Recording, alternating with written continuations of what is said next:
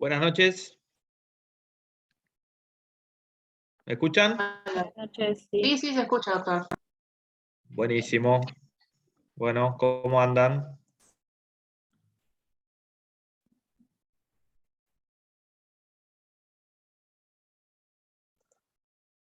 Bueno, volvemos a las clases virtuales. Les cuento. Hoy vamos a ver todo lo que es la parte general de propiedad intelectual, que yo les había adelantado que iba a empezar con eso. Y en 15 días terminamos, calculo, si todo va bien, con la bolilla de propiedad intelectual. ¿Sí? Vamos a la parte general, un poco de marcas. Y la que viene vamos a ver algo de patentes, derechos de autor, y algunas cuestiones de la defensa de la propiedad intelectual, ¿sí? Bien, bueno, arrancamos. Cualquier cosa me van interrumpiendo, ¿sí? Si hay preguntas, dudas, lo que sea, habilita el micrófono, me preguntan y hacemos un poco más dinámica la clase, ¿sí? Bueno, como saben, la propiedad intelectual hoy por hoy tiene una gran importancia, tanto a nivel nacional, sobre todo en lo que tiene que ver con el derecho comercial, con el derecho empresarial. Generalmente cuando muchas veces hablamos de propiedad intelectual, lo primero que pensamos es en las marcas, en el derecho marcario, las patentes, todo lo que tiene que ver con derecho de autor. Pero hoy por hoy eso avanzó bastante y hoy ya estamos protegiendo lo que es entornos digitales, todo lo que tiene que ver con fintech. Bueno, un montón de cosas que ha ido avanzando la tecnología y por ende también tenemos que abarcar más la protección de lo que tiene que ver con los derechos de propiedad intelectual. Si hablamos un poco de la parte histórica, como para que tengan una noción más o menos de cuándo nace el tema de la protección a la propiedad intelectual o a los derechos de autor, podemos decir en principio que creaciones artísticas o creaciones intelectuales hubo desde que el hombre nació, digamos. El hombre nació y empezó a inventar cosas. El tema es que lo que no había era una protección o un reconocimiento. Recién, con la aparición de la imprenta, empieza a darse este fenómeno de empezar a proteger o de empezar a pagarle, por decir de alguna manera, derechos de autor a aquellas personas que se encargaban de hacer libros. En la época en Grecia, en Roma más o menos, ya había una industria editorial, había algunos autores, ya empezaba a haber algún tipo de obra impresa o publicada, pero lo que no había era esta protección o este pago de regalías. ¿Sí? Había mucho plagio en esa época. Mucho plagio, mucha copia de lo que eran los libros o las obras intelectuales. Como bien les dije, recién con la imprenta, más o menos empieza a tener un poco de reconocimiento, de protección, todo este tema del derecho de propiedad intelectual. En el año 1469, recién se reconoce un privilegio temporal a un impresor respecto de la impresión de algunos manuscritos que había hecho, y recién sobre finales del siglo XVII, en Europa se consagra, pasan de esos privilegios temporales a ser definitivos para los autores y editores. Entonces ellos empezaban a cobrar regalías por la copia, por la distribución de esas obras literarias. ¿Sí? En Argentina, expresamente, digamos, lo primero que la primera norma por ahí que viene a la mente cuando hablamos de propiedad intelectual es el artículo 17 de la Constitución de 1853, cuando habla de que todo autor o inventor es propietario de su obra, invento o descubrimiento, por el término que acuerde la ley, y después se iban a comenzar a sancionar las leyes específicas correspondientes a cada derecho, digamos, a cada clase de derecho de autor. ¿Sí? Cuando hablamos de propiedad intelectual, podemos hablar de la propiedad intelectual en sentido amplio o en sentido estricto. Bien, en sentido amplio, la propiedad intelectual va a ser aquella rama del derecho, disciplina jurídica, que va a tener por objeto la protección de bienes inmateriales de naturaleza intelectual y con un contenido inventivo o creativo. No solo de esos inventos o de esas creaciones, sino también de derechos conexos que puede tener esa propiedad intelectual. Por ejemplo, cuando se crea una obra musical, la obra musical en sí tiene una protección, y la reproducción, que sería ese derecho conexo, también tiene una protección por parte de la ley. ¿Sí?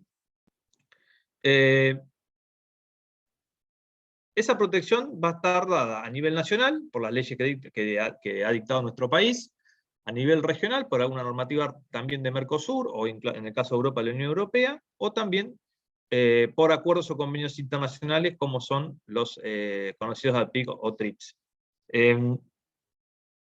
Cuando les decía que había un sentido restringido de propiedad intelectual, algunos la acotan esa propiedad intelectual solamente a lo que son derechos de autor y derechos conexos. Estos derechos, yo les decía, relacionados con las obras musicales, o con la reproducción de esas obras, o con los libros, por ejemplo. Y el sentido amplio, que es el que se toma, es aquel que abarca no solamente estos derechos, sino también todo lo que tiene que ver con la propiedad industrial, llamada propiedad industrial, que es marcas, patentes, modelo de utilidad, que ya lo vamos a ver más adelante. ¿Sí? Ese sentido amplio de propiedad intelectual es el que toma la cátedra, el que toma la Organización Mundial de la Propiedad Intelectual, la OMPI, o WIPO en inglés, y es la definición que se está brindando también en los acuerdos internacionales. ¿Sí? Ustedes, para chusmear o para consultar o para ver un poco más de material, además del material que da la cátedra, o por ahí recomendarle yo en lo que es Derecho de Marcas, el libro de Otamendi de Derecho de Marcas, pueden entrar a la página de la OMPI, e incluso también a la página del INPI, a nivel nacional, y van a ver un montón de contenidos que les va a ayudar, definiciones, casos incluso, está bastante, sobre todo la del INPI está muy bien armada y muy didáctica para lo que es el estudio de contenidos para la materia. Así que les recomiendo que entren y la chusmeen un poco. Si hablamos de ramas de la propiedad intelectual, ya una vez definida esa propiedad intelectual, bueno, ramas vamos a encontrar, por un lado, la propiedad industrial, y por otro lado, la propiedad intelectual propiamente dicha. Dentro de lo que es propiedad industrial, vamos a incluir las patentes de invención, que van a estar reguladas en la ley 24481, los modelos de utilidad, también en esa ley, la 24481, las marcas, la ley 22362, dibujos y modelos industriales, también regulado por el decreto ley 6673/63, indicaciones geográficas y denominaciones de origen, ley 25380, la ley, todo lo que tiene que ver con obtenciones y variedades vegetales, en la ley 20427, y la protección de información no divulgada, dentro de lo cual incluimos secretos industriales o know-how, que también tiene una regulación en la ley 24766. Dentro de la segunda rama de lo que es derecho de autor o derechos conexos, vamos a incluir todo lo que tiene que ver con protección de obras literarias, científicas, artísticas, programas de computación y bases de datos, derecho conexo de artistas, intérpretes o ejecutantes, productores de fonogramas y organismos de radiodifusión, ley 11723. Si analizamos la importancia de la propiedad intelectual, la importancia económica, mejor dicho, de la propiedad intelectual, ¿ustedes qué piensan? ¿Cuál es la importancia hasta ahora, por lo poco que vimos de propiedad intelectual, o lo que saben? ¿Qué importancia tiene a nivel económico la propiedad intelectual? Los escucho. Y al yo asegurarme que cierto invento, por ejemplo, es mío, puedo tener rédito económico y que nadie me lo plagie, por ejemplo. Claro, es como parte de tu patrimonio. Bien.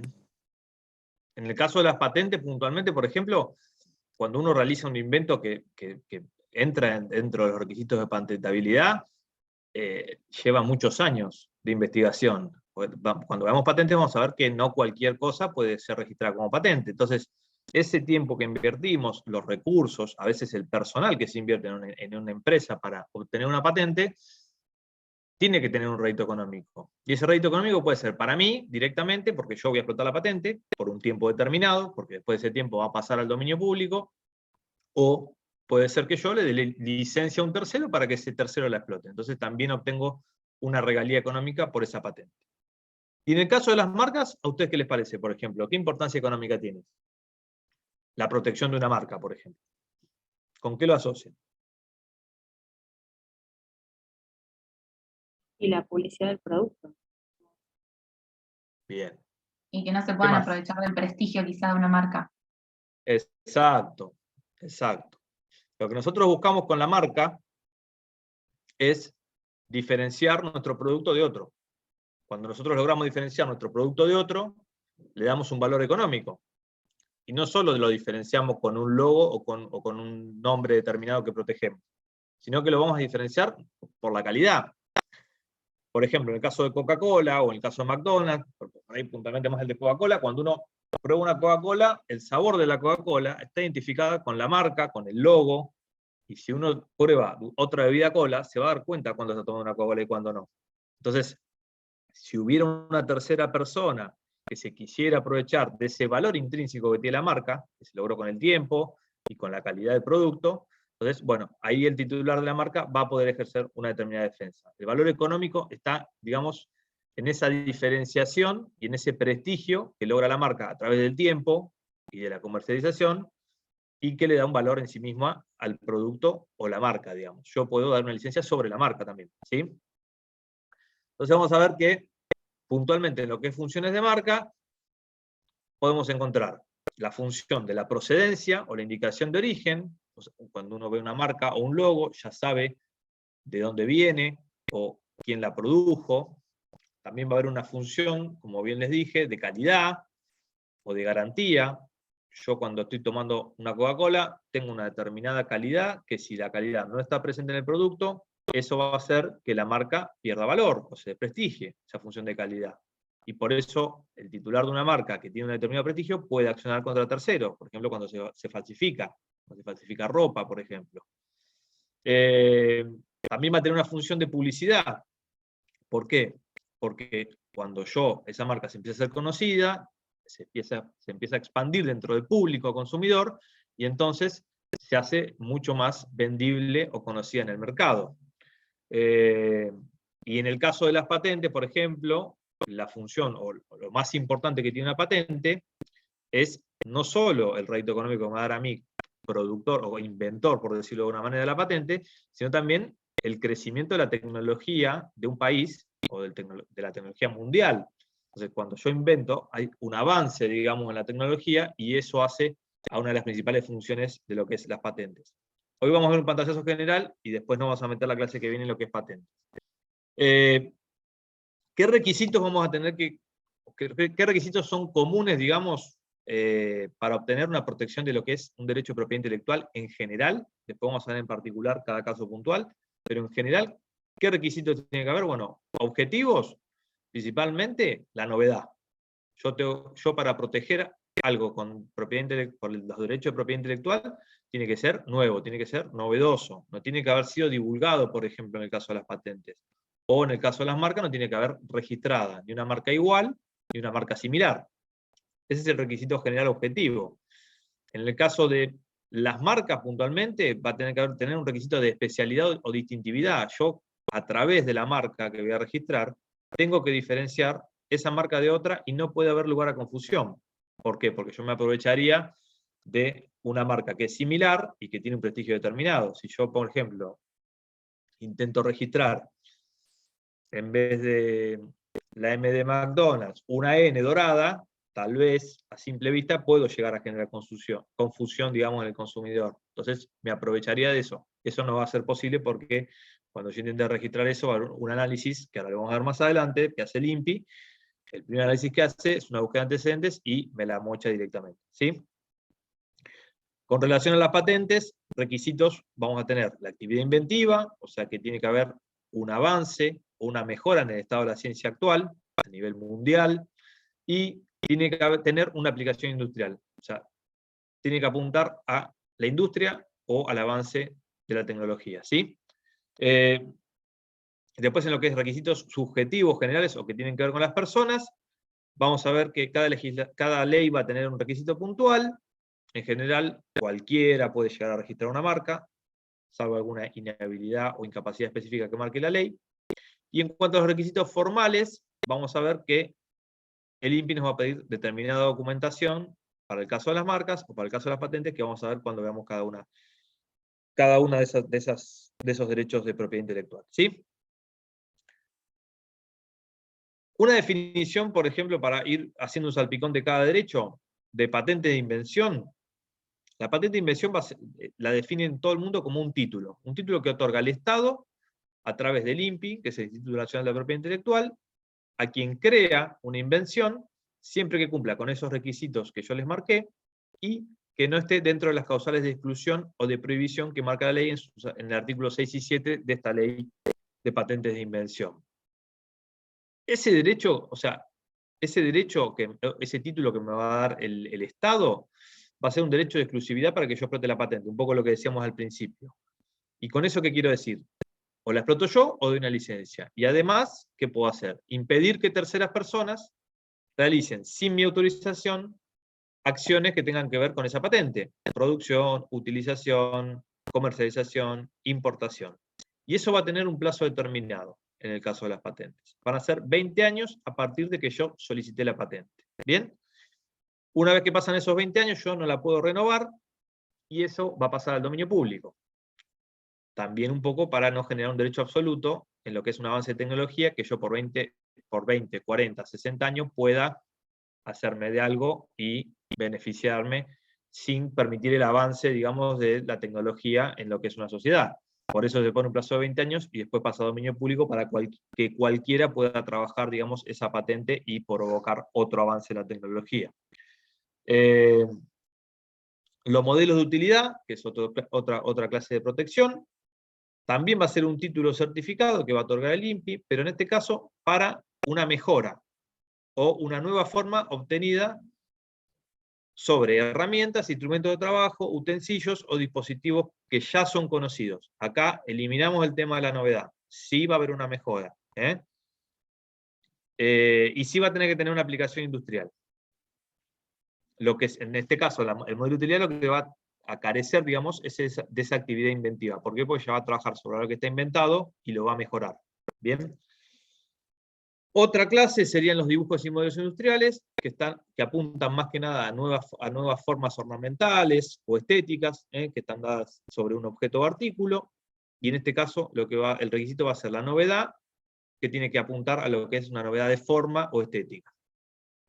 En el caso de las marcas, que va a ser lo que vamos a ver hoy, más en profundidad, las marcas lo que van a hacer va a ser proteger signos distintivos, que pueden ser palabras, dibujos, emblemas o imágenes, que vamos a aplicar a bienes o servicios, y tenemos que realizar una búsqueda previa, como ahora yo les voy a explicar al momento del registro, para evitar justamente pedir una marca y que el INPI nos rechace o nos haga alguna observación a ese pedido de marca. ¿Sí?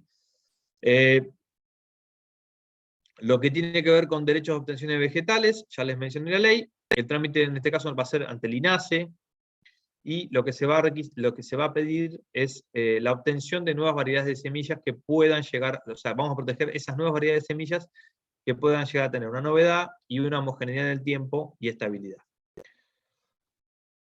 Una vertiente de esto, y que yo algo les mencioné también, son las indicaciones geográficas o denominaciones de origen, que seguramente las han oído nombrar también. Las indicaciones geográficas van a ser aquellas que protegen el nombre geográfico de un país, de una región, de una provincia o de una ciudad. Bien, que sea conocido como un centro de extracción, de producción o fabricación de un producto agrícola o alimentario determinado. ¿Sí? La indicación geográfica, en general, lo que hace es identificar un producto como que es originario de un lugar determinado. Cuando hablamos de indicación geográfica, entonces, vamos a hablar de algo que tiene que ver con una zona determinada. Y esto tiene una íntima relación con la denominación de origen, porque también la denominación de origen protege también un producto de una zona determinada. Pero en el caso de la denominación de origen, no solo vamos a proteger un producto de una zona determinada, sino que lo que vamos a ponderar dentro de esa denominación de origen, además, es el factor humano, el factor climático y el factor de cómo se realiza la producción de ese producto. ¿Sí? Para ponerle un ejemplo, la indicación geográfica, por ejemplo, lo que protege es un producto de una zona, por ejemplo, hecho en Argentina. Yerba mate hecha en Argentina. Eso sería la protección de una indicación geográfica. Ahora, la indicación, por ejemplo, de una denominación de origen, lo que se protege es por ejemplo, el caso del champán. El champán lo que hace es un producto que se produce solamente en la zona de champán. Por eso, antes se llamaba champán, y cuando se empezó a proteger a partir de la denominación de origen, cambió a vino espumante. ¿Por qué? Porque el vino espumante yo lo puedo hacer en cualquier lugar. Pero para que sea champán en el producto, tiene que ser producido en champán, igual Roquefort, o el jamón de Parma. El jamón de Parma también tiene que ser un jamón que se hace exclusivamente en la localidad de Parma. Entonces, la diferencia entre indicación geográfica y denominación de origen, para que la tengan en claro, por si se pregunta, ambas protegen justamente un producto que se produce en una zona determinada, pero en el caso de la denominación de origen, vamos a agregarle que el producto tiene un factor humano, un factor climático exclusivo de esa zona, que hace que el producto que yo protejo solamente salga de esa zona y sea conocido por las características de la producción en esa zona. ¿Bien? ¿Eso les quedó claro? ¿Está claro? Bien, avanzamos. Otra clase de otra rama, otra clase de propiedad intelectual es el know-how o secreto industrial. En este caso no va a haber un registro, justamente porque lo que estamos protegiendo son contenidos que no cumplen generalmente con los requisitos para el registro, o que no queremos registrarlos justamente para que no se divulguen por la especialidad de la fórmula o el valor económico que tiene la fórmula. ¿Bien? En ese caso lo que se hace es proteger mediante contratos o acuerdos de confidencialidad esos secretos o ese contenido o esa fórmula de producción, justamente para que en ningún momento pase al dominio público. Generalmente son acuerdos empresarios y tienen que ver con cuestiones bastante puntuales. En el ámbito universitario también hay protección de propiedad intelectual. La Universidad Nacional de Mar del Plata tiene una oficina de transferencia de tecnología que es la que se encarga de relevar todos los datos de las invenciones o de las cuestiones que se están generando en la universidad y protegerlas. Por ejemplo, yo tuve la oportunidad de trabajar un tiempo, mientras ejercía la profesión, antes de entrar al Poder Judicial, en esta oficina de transferencia, y lo que se registró fue el logo de la universidad. Esa olita que ustedes que ven, bueno, esa olita no estaba registrada hace 12 años, por ejemplo. Ustedes la veían hace 30. Bueno, no estaba registrada. Además de ese trabajo, de ese registro, lo que se hizo, por lo menos hasta a la parte que estuve yo, fue un relevamiento y empezar a generar acuerdos con la universidad para que, justamente, sobre todo en la Facultad de Ingeniería, o de Agrarias, o de Exactas, el trabajo que se estaba generando en los grupos de investigación empezara a tener una protección, y además no solamente le dieron rédito a la universidad, sino también le empezara a dar un prestigio a los investigadores que también invertían el tiempo, digamos, en las invenciones. Entonces, para que tengan una idea, también la universidad se dedica a todo el tema de protección de activos intangibles. Bueno, vimos la definición, vimos la rama, vimos todo. Bueno, una vez que nosotros tenemos ese derecho de propiedad intelectual, ¿qué me da ese derecho a mí? Lo primero que me da es un derecho de exclusiva. También lo van a ver como ius excluendi o ius prohibendi. También. Pero sepan que se llama derecho de exclusiva. ¿Y ese derecho de exclusiva qué definición de contenido tiene? Bueno, un poco lo que ya les dije. Significa que los titulares del derecho de propiedad intelectual lo que van a hacer es ejercer ese derecho e impedir que terceras personas sin su autorización puedan realizar actividades relativas con ese objeto protegido, con ese derecho de propiedad intelectual. Por ejemplo, y más allá de este derecho de exclusión o derecho de exclusiva que les estoy comentando, ¿por qué les parece a ustedes que tenemos en funcionamiento en nuestra ciudad un shopping peatonal que vende productos que están falsificados, claramente, como todos saben? ¿Qué les parece a ustedes? ¿Por qué? ¿Por qué no hay un allanamiento todo el tiempo en el shopping peatonal y secuestran mercadería? ¿O por qué ahí el titular de la marca, como les estoy diciendo, no ejerce su derecho para que esos productos no se comercialicen sin el pago de una regalía o de un dinero al titular de la marca? ¿Por qué eso funciona, más allá de este derecho? ¿Qué les parece? Creo que tiene que ver con un tema de publicidad, porque como que le conviene quizás a la marca que todo el mundo esté usando lo mismo y que se vea que se esté usando. Exactamente, exactamente. Tiene que ver con eso, tiene que ver con la publicidad, con esa función de publicidad que yo les marqué al principio. Bueno, ese derecho de exclusiva o de exclusión, más allá de lo fuerte que es, va a tener flexibilidad en este entorno. No en el caso de las patentes, en el caso de las marcas estamos hablando. En el caso de las patentes no, porque el caso de las patentes es particular y el titular de una patente sí lo va a ejercer con todo. Justamente porque también tiene 20 años para explotarlo. Pero en el caso de las marcas, ese derecho exclusivo es bastante flexible y va a tener un límite que va a ser la calidad del producto. Tampoco cualquier producto que sea falsificado va a poder estar en el mercado. ¿Por qué? Porque va a desprestigiar la calidad de la marca. Más allá de que la publicidad va a estar en el logo, por ejemplo, de Nike o de Adidas, que yo lo veo por la calle en todas las personas, me voy a dar cuenta que la calidad del producto no es buena, en los casos que no lo es, justamente, y ahí el titular de la marca sí va a ejercer ese derecho exclusiva y las va a sacar del mercado. También, si se hacen la pregunta, ¿por qué está funcionando con este derecho exclusiva tanto mercado negro? Bueno, tiene que ver con esto, con la publicidad, como bien dijo Rosela.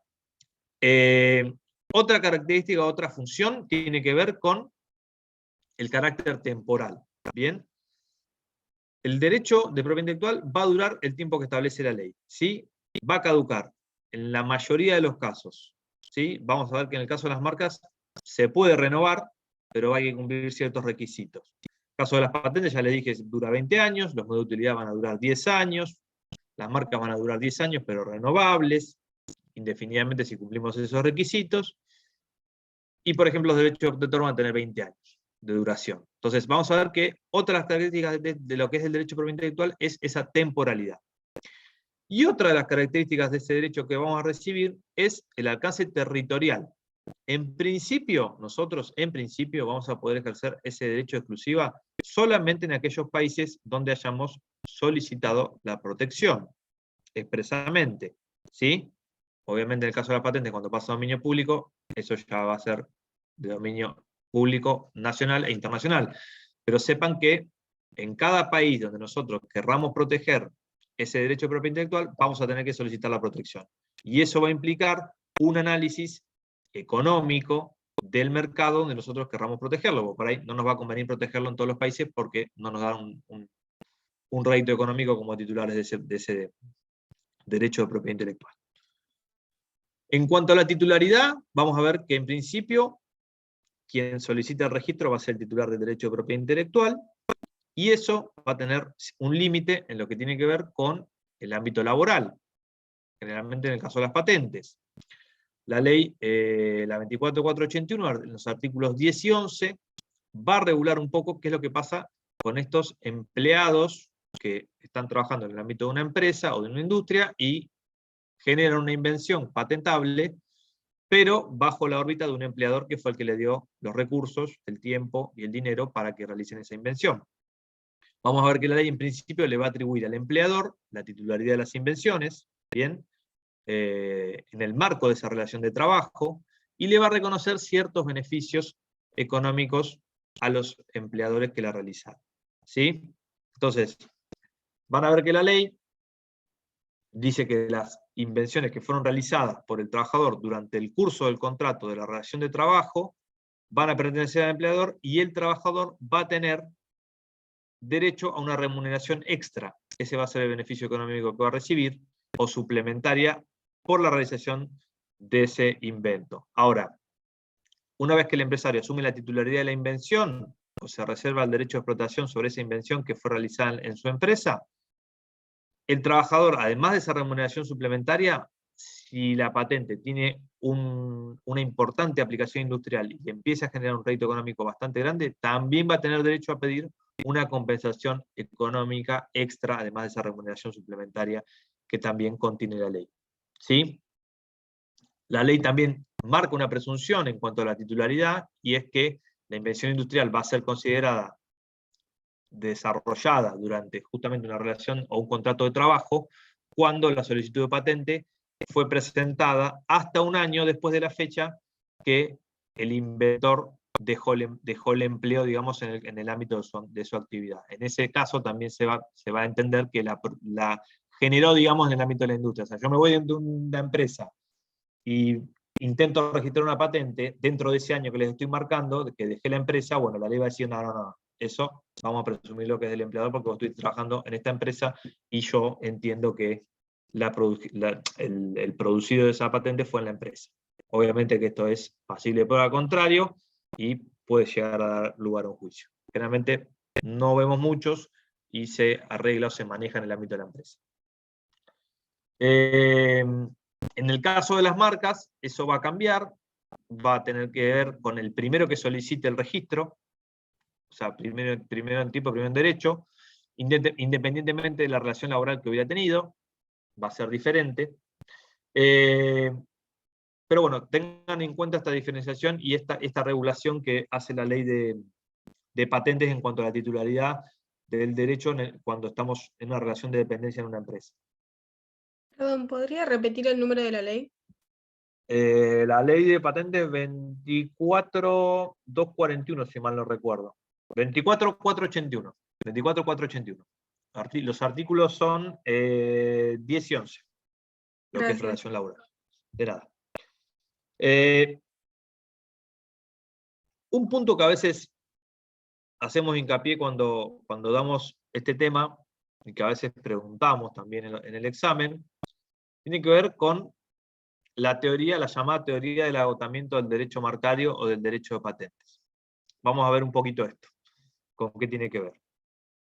Tiene que ver con este derecho de exclusiva que nosotros obtenemos cuando registramos una marca o una patente.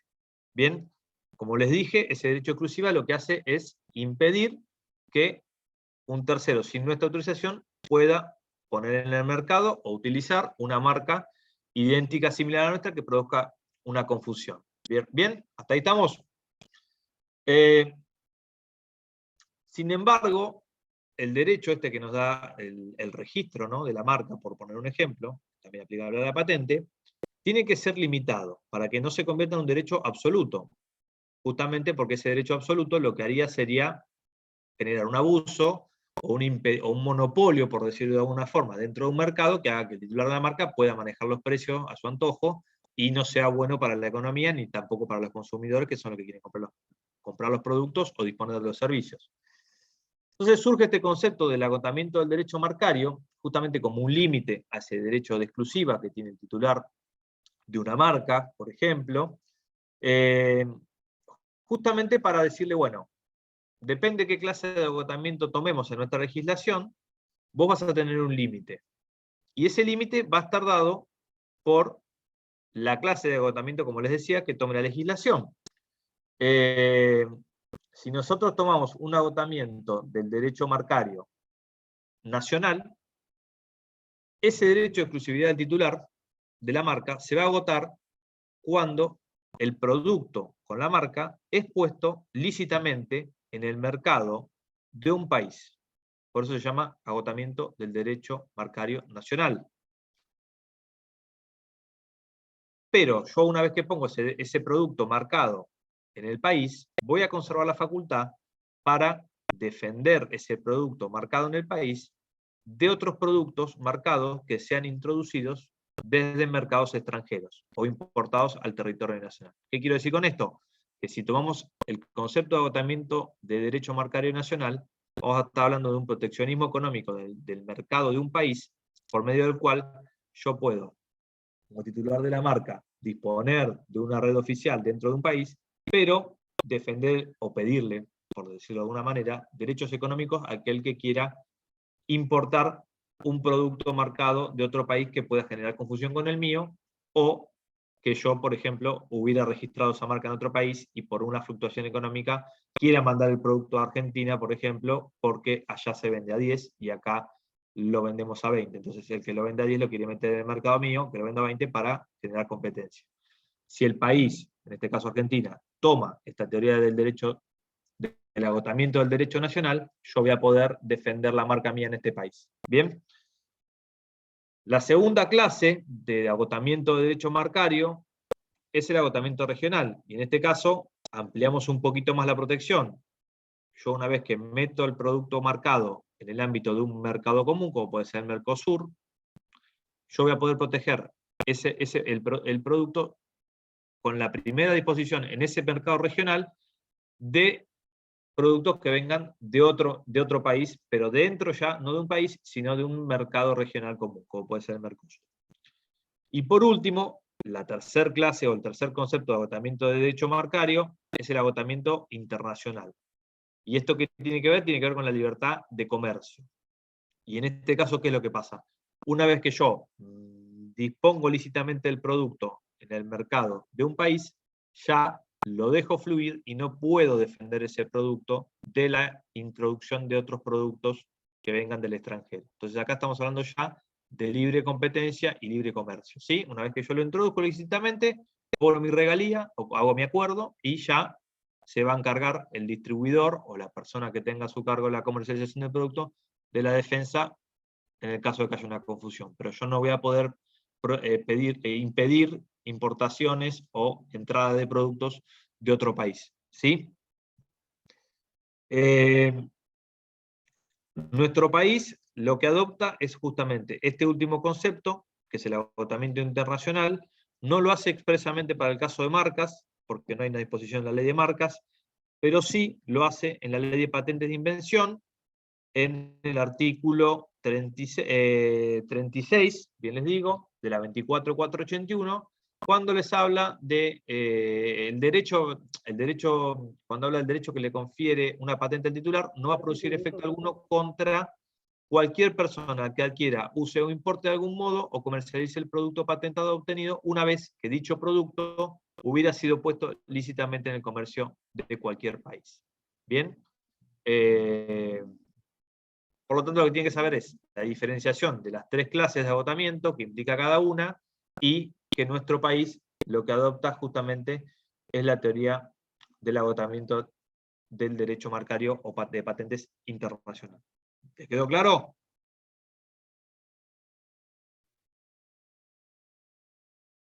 Ahora, este fenómeno de introducción de productos, lo que puede dar lugar, yo un poco también les dije, es a un fenómeno que se llama importaciones paralelas. Y tiene que ver justamente con este libre mercado o esta libertad económica que tiene que ver con la libre circulación de productos. ¿Qué pasa? Si el país adopta el agotamiento internacional, como lo adopta en nuestra legislación, lo que puede permitir es que de países vecinos o de otros países se empiecen a traer productos marcados originales, pero a un precio menor. ¿Por qué? Porque la fluctuación económica de otro país permite que el producto que se vende a 10, como les dije, venga al país que se vende a 20. Entonces, el que lo importa lo que hace es traerlo a 15 y empezar a generar una competencia con la red de distribución, digamos, de Argentina, por decirlo de alguna manera. Eso está permitido. Lo que no está permitido, y es a lo que se pueden oponer los de la red de distribución oficial, es que no se importen productos originales o se importen productos que mermen la calidad del producto de la red de distribución oficial, y en ese caso, por más que esté protegido en otro país, el titular de la marca en Argentina, o a quien le haya dado la licencia al titular, va a poder realizar una defensa del producto y impedir la comercialización, justamente porque le va a disminuir la calidad del producto que se está comercializando en Argentina. Entonces tengan en claro que, sin perjuicio de que adoptamos un agotamiento del derecho marcario internacional, este fenómeno de importaciones paralelas puede llegar a tener un límite, y es justamente el límite es la calidad o la confusión o la merma, digamos, en la calidad del producto que se comercializa, digamos, en Argentina. ¿Sí? Bien. Para la parte final de la clase empezamos a ver lo que tiene que ver con marcas. La ley 22.362 es la que regula, digamos, las marcas y designaciones. Yo les voy a marcar lo más importante. Igualmente, péguenle la ley a toda la ley, ¿sí? La definición de marca, ya la vimos. La marca va a ser un signo distintivo de productos o de servicios. Las funciones también las vimos: distintiva, de garantía y de publicidad, por si las preguntan. ¿Qué se va a poder registrar como marca? Eso lo van a tener en el artículo 1 de la ley, y la ley les va a decir que se puede registrar como marca una o más palabras, dibujos, emblemas, monogramas, grabados, sellos, imágenes, combinaciones de colores que se aplican a un lugar determinado del producto, de los envases. También se va a registrar como marca un envoltorio, letras y números de un dibujo especial, frases publicitarias, relieves que tengan una capacidad distintiva, y cualquier otro signo deja abierta la ley que tenga esa capacidad de distinción. Incluso ha habido fallos que permiten también la protección de olores, que son particulares o distintivos de un determinado lugar. Por ejemplo, se llegó a proteger lo que tiene que ver con el olor al pasto recién cortado, y lo relacionaron con productos de golf. Bien. También la ley, como le dice que se puede registrar como marca, les va a decir qué es lo que no se puede registrar. Bien. Y generalmente va a apuntar a dos cuestiones: a lo que no tiene poder distintivo justamente, o lo que tiene que ver con las prohibiciones legales que atendan contra el orden, las buenas costumbres o la moral. ¿Sí? Va a estar en el artículo 2 y artículo 3 eso. El artículo 2 le va a decir qué no son marcas y no son registrables. Bueno, acuérdense de esas dos características generales que nombré recién. No van a ser consideradas marcas todos aquellos nombres, palabras o signos que tienen justamente la designación necesaria o habitual de un producto o servicio. Eso no tiene poder distintivo y por lo tanto no lo vamos a poder registrar como marca. Tampoco vamos a poder registrar como marca lo que tiene que ver con nombres, palabras, signos o frases publicitarias, pero en este caso, aquellas que pasaron al uso general antes de solicitar el registro. Si yo tengo una frase que es original y genera una distinción, sí la puedo registrar. Ahora, si pasó al uso general, no. Tampoco vamos a poder registrar las formas que ya traen los productos. ¿Por qué? Porque no tienen un carácter distintivo, forman parte del producto en sí. Y tampoco vamos a poder registrar como marca un color natural de un producto o que es intrínseco justamente de ese producto. O también lo que tiene que ver con un solo color que se le aplica al mismo. Por ejemplo, para la leche, lo que tiene que ver con el color blanco. No puedo registrar la marca, porque es íncito del producto. ¿Bien? El artículo 3 le va a decir la otra rama que no puede ser registrada y tiene que ver con una marca que ya fue solicitada por obvios motivos, una marca que pueda llegar a dar confusión con otra marca que ya está registrada, justamente porque no tiene carácter distintivo, las denominaciones de origen, que sean nacionales o extranjeras, porque van a tener la protección particular de una ley específica para productos específicos, todo lo que esté justamente en contra de la moral o de las buenas costumbres, y tampoco van a poder ser registrados como marcas todo lo que tiene que ver con símbolos de la nación, de las provincias, de las municipalidades, de organizaciones religiosas y sanitarias, o de organismos internacionales. ¿Sí? El derecho de exclusividad lo van a encontrar en el artículo 4, como ya lo charlamos, no vamos a meternos ahora. El plazo de duración lo van a tener en el artículo 5, van a ser esos 10 años, renovables indefinidamente, pero con un requisito que yo no les mencioné, y es justamente acreditar el uso dentro de los 5 años previos al vencimiento de la marca. Yo tengo que acreditar que usé esa marca. Lo puedo acreditar de cualquier manera. Generalmente se hace mediante la presentación de una declaración jurada y alguna otra prueba que acredite justamente que yo en los 5 años previos al vencimiento utilicé la marca. Y con esto, ¿qué se quiere evitar? Justamente que yo empiece a registrar marcas que veo que van a tener determinado valor económico y no hago nada. Entonces con eso lo que hago es negociar la marca cuando surja justamente aquel que la quiere registrar para vender un producto o distinguir un servicio, y negociar, dedicarme al negocio de la marca. Por eso justamente se pone el tema de acreditar que esa marca fue utilizada para el producto o servicio 5 años antes del vencimiento. ¿Se puede realizar la transferencia de una marca? Sí, se puede realizar la transferencia de una marca, eso está en el artículo 6, y el único requisito que se pone es que esa transferencia sea inscrita en el INPI, justamente para que tenga un control de quién es el titular de la marca.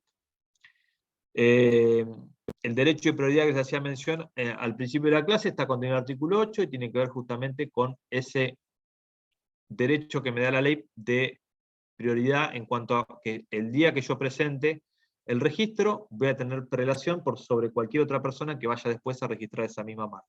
Después habrá que ver si esa persona que va a registrar la marca después que yo la estaba usando, y en ese caso puede llegar a haber algún conflicto que se puede dirimir en el INPI o se puede dirimir en la justicia en el caso de que, por ejemplo, yo me haya demorado un mes, 2 o un plazo determinado en registrar la marca, y un vivo que vio que yo la estaba utilizando y tenía éxito fue y la registró antes que yo. ¿Sí? Yo me demoré, acredito que me demoré, que la estaba usando, y bueno, en ese caso se va a dirimir el conflicto generalmente para aquel que estaba usando la marca y no para el vivo que, digamos, que la quiso registrar primero para obtener una ganancia. La cotitularidad de marcas también está permitida, está regulada en el artículo 9, tiene que estar registrada también en el INPI. Y en cuanto al trámite de obtención de una marca, lo que siempre se recomienda es realizar una búsqueda de antecedentes, que se puede hacer por la página del INPI. En la página del INPI permite que nosotros pongamos el nombre que queremos registrar y busquemos por categoría a ver si hay algo similar o igual al nombre de la marca que yo quiero registrar. Hay categorías para registrar las marcas, también sépanlo. Podemos registrar en todas las categorías, o en una categoría en particular, depende del producto o servicio que nosotros queramos proteger, de la marca del producto o servicio que queramos proteger. Pero lo que se recomienda generalmente es hacer esa búsqueda de antecedentes justamente para evitarnos pagar una tasa que hay que pagar para presentar la solicitud de marca, y evitar que justamente el INPI nos rebote esa solicitud de marca y perdamos el tiempo y dinero al cohete. Entonces, primero la búsqueda de antecedentes, después, una vez que hacemos la búsqueda de antecedentes, si no hay nada similar o igual, presentamos la solicitud de registro en el INPI. El INPI va a controlar que estén cumplidos los requisitos formales y va a hacer una publicación por un día en un boletín especial que tiene el INPI, que es el boletín de marcas, y que nosotros vamos a pagar esa publicación. Dentro de los 30 días de esa publicación, el INPI también va a realizar esa búsqueda de antecedentes que yo les dije que tenemos que hacer nosotros por nuestra cuenta. Bueno, dentro de esos 30 días va a realizar la búsqueda de antecedentes y va a dictaminar respecto de la registrabilidad o no de la marca. Ahora bien, también puede pasar que dentro de ese plazo se presente una persona, que generalmente los estudios de marcas y patentes se dedican a consultar este boletín de marcas, y puede haber que una oposición a ese registro de marca. Entonces, en ese caso se va a sustanciar, y el INPI, dentro de los 30 días, va a terminar de sustanciar, digamos, esas oposiciones, y se va a tomar un tiempo para definir si procede la oposición o si es rechazada la oposición, y le da el registro a la persona que lo solicitó. ¿Bien? En el medio puede ser que haya un acuerdo, que no haya un acuerdo entre quien se pone y quien no se pone. Muchas veces en el negocio de las marcas lo que pasa es que ante la confusión hay una oposición justamente para llegar a un acuerdo, obtener alguna ganancia y dejar pasar la marca. Muchas veces eso pasa cuando intentamos el registro de una marca en una categoría que puede ser deportes, y se me opone alguien que tiene registrado algo similar en herramientas para la construcción, por ejemplo. Entonces, generalmente el que se opone lo que busca es que se libere rápido la oposición y que le paguen un dinero. Entonces levanta la oposición, presenta el acuerdo y el registro sigue. Y hay veces que la oposición tiene fundamento justamente porque es en la misma categoría donde yo intento registrar la marca. Entonces, en ese caso, bueno, es el INPI el que se encarga de resolver la cuestión. Si no estoy conforme con esa resolución del INPI, obviamente también podemos ir a la justicia, y la que va a encargarse de dirimir la cuestión va a ser la justicia federal, no la provincial. ¿Sí? El artículo 10 va a hablar del tema de la declaración jurada, esa que les comenté yo para la renovación de la marca. Y para ir terminando, el artículo 23 es el que les va a hablar justamente de la extinción del derecho. ¿Cuándo termina el derecho de propiedad intelectual relacionado con el registro de una marca? Y van a ver que se termina por renuncia del titular, por vencimiento del término de la marca, sin que se renueve, por la declaración judicial de nulidad o la caducidad de registro. Puede ser que nosotros, cuando en esto que yo les decía, en este trámite, haya una oposición al registro de la marca, y en esa posición de registro de marca el INPI resuelve otorgarla igualmente a quien pide el registro, bueno, puede ser que vaya a la justicia y la justicia dictamine que el INPI se equivocó, porque se produjo prueba, porque, etcétera, etcétera. Entonces, una vez que la justicia dictamina eso, se anota en el INPI justamente esta declaración de nulidad de la marca y la marca deja de existir. En cuanto a la defensa de la marca, sepan que podemos solicitar ante la justicia federal, esto está en el artículo 31 y siguientes de la ley, sepan que nosotros ante la justicia federal podemos pedir medidas cautelares para la protección de la marca, que van a tener que ver con, por un lado, el decomiso de las mercaderías que han sido hechas en fraude de la ley, o que han sido falsificadas. También tiene que ver esto también con los derechos de autor. El derecho de autor también prevé todo lo que tiene que ver con secuestro o decomiso de mercaderías falsificadas, cuando, por ejemplo, van a los locales que están clausurados de venta de películas, por ahora no se usa tanto, pero en su momento se utilizaba, bueno, se clausuraba, se decomisaba toda mercadería y era secuestrada por justamente la justicia federal. También la defensa de la marca va a tener que ver con el pedido de medidas cautelares, por ejemplo, de no innovar, para que no circulen determinados productos que tienen un signo distintivo que puede llegar a dar lugar a confusión, o que hay una merma en la calidad del producto, y yo como titular pido ante la justicia federal justamente la defensa de la marca, que es la no circulación, hasta tanto se acredite que soy el titular yo por un lado, y que el otro me truchó, entre comillas, la marca, o me mermó la calidad, o fraguó la fórmula que yo utilizo para la producción de un determinado producto, que se encuentra justamente registrado como marca protegido en el INPI. Bien, tengan en cuenta esa noción general, más que eso no solemos preguntar. Y con eso terminamos la clase de hoy. Todo lo que tiene que ver, hoy vimos todo lo que es parte general y lo que tiene que ver con la ley de marcas. ¿Alguna duda o pregunta que tengan o algún comentario que quieran hacer?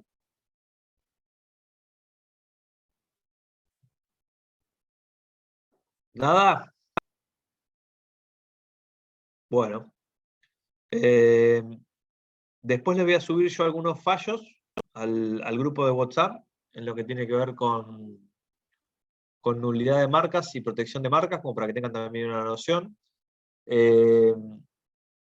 Y en la clase que viene vamos a ver, en 15 días, para que si quieren ir leyendo, patentes de invención en detalle, derechos de autor, y tal vez alguna noción de obtenciones vegetales si llegamos. ¿Sí? Cualquier duda me escribe en el grupo, y si no, damos por terminada la clase. ¿Sí? Perfecto. Bueno, chicos, un placer. Nos vemos en la próxima. Buenas noches. Hasta luego. Gracias. Chao.